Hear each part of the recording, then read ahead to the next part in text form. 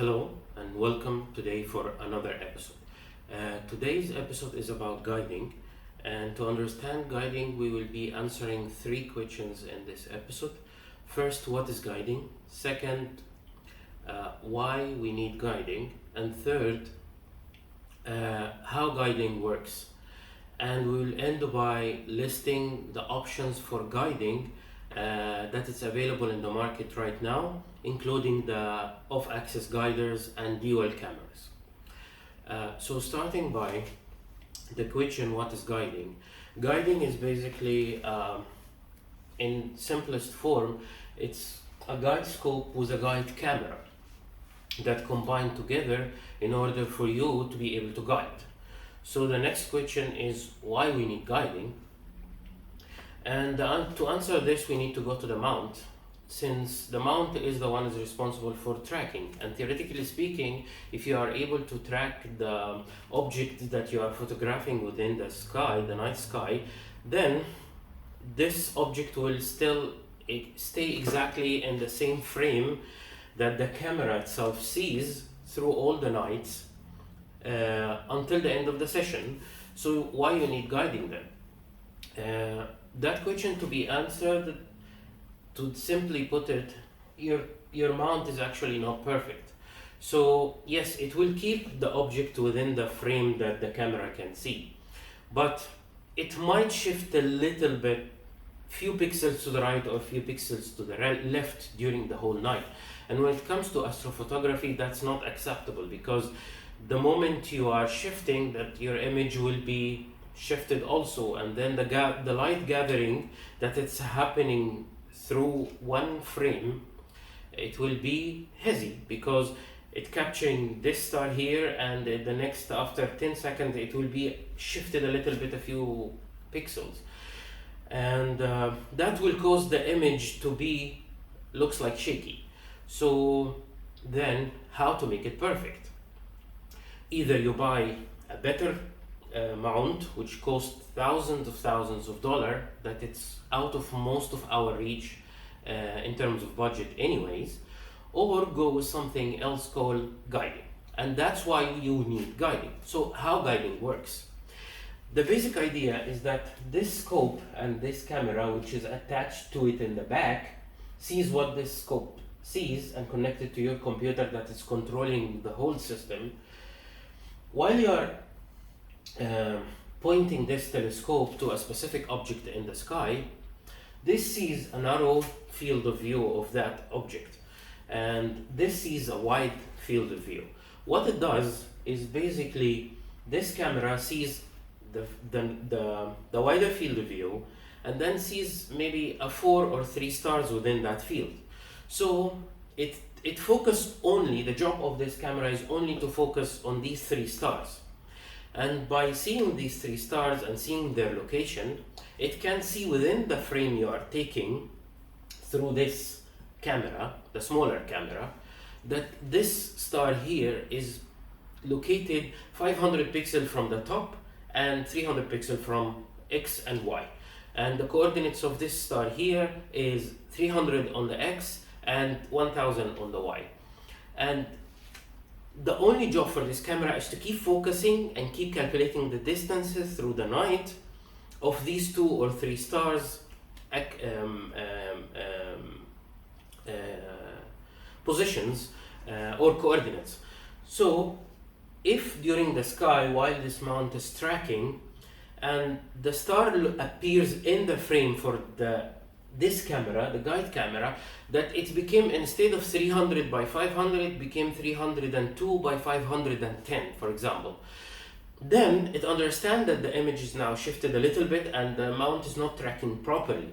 So it sends a signal to the mount through the computer and tell it that, hey, you shifted 2 pixels on the X axis and 10 pixels on the Y axis, so please go back.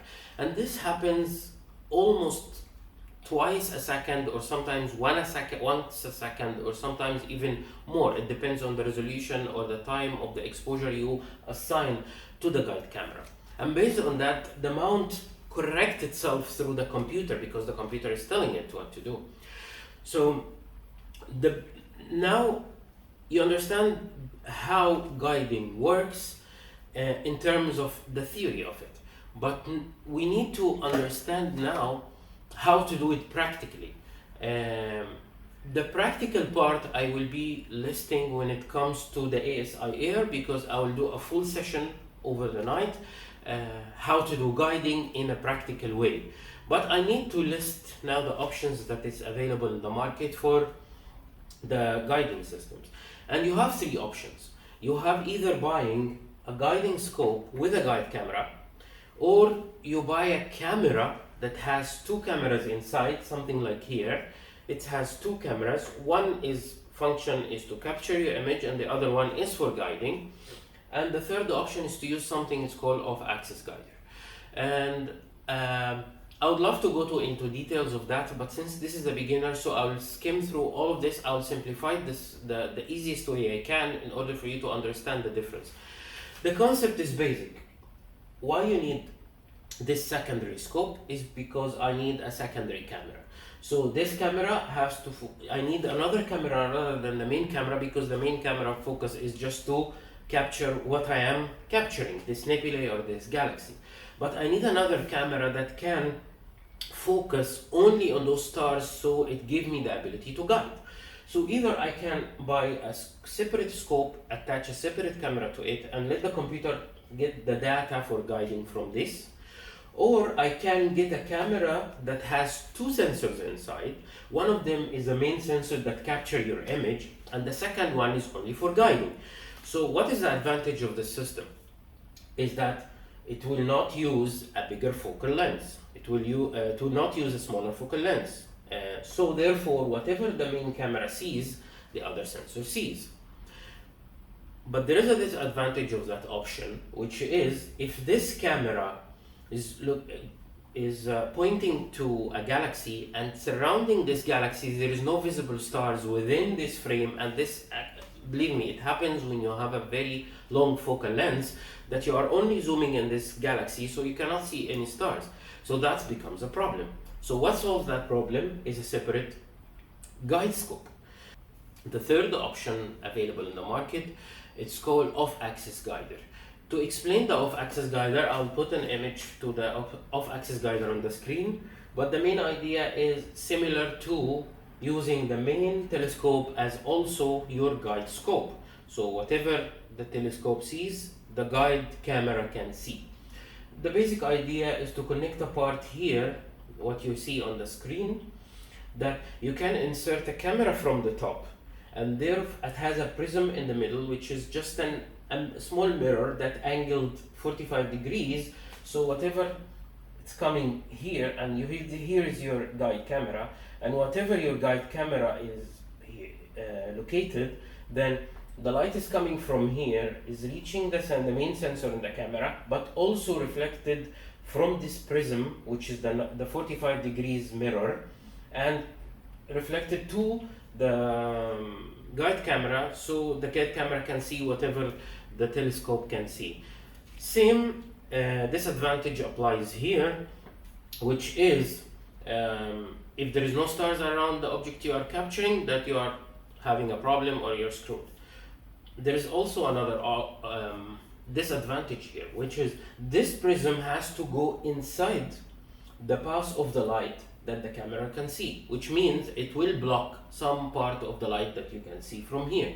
So part of your image will look a little bit darker because it doesn't receive the same amount of light as it is when this prism is not in the place. I hope now you understand all the options. I will always recommend using a separate guide scope with separate camera.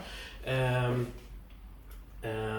the options for the guide cameras in the market for a separate scope will be 3 cameras in particular. You have the 120 mm, and you have a 220 mm, and you have 174 mm.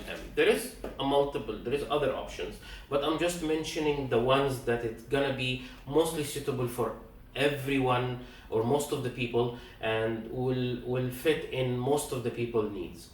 If you have a smaller telescope with 300 to 700 mm focal length, then get the 120 mm and you will be good to go. And mm, as I stated before, it stands for monochrome, and always for guiding use a monochrome camera, don't use a color camera. The color camera will have a less efficiency to gather light compared to a monochrome camera, and since you are not collecting these images afterwards from the guide camera, then it doesn't matter if it's a monochrome or a colored, so get the monochrome. As I said, if you have a shorter focal length up to 700 or 800, get the 120, it will do just fine. If you have something with a 1500, 1800, 2000, 2300 of focal length, then get the 174. Why? Because it have a bigger pixels and the sensor is not as big, but it has a bigger sensor, and this is a bigger advantage when it comes to the resolution of the arc second per minute per second, arc seconds per pixel for each pixel of that guide camera. So those are the options in the market, and this is how you choose. I hope by now you understand what is guiding and how you control the guiding camera is through your computer, which going to be explained in details when we have the episode for the ASI here. Thank you for watching, and I hope you enjoyed that, and we'll see you in the next episode.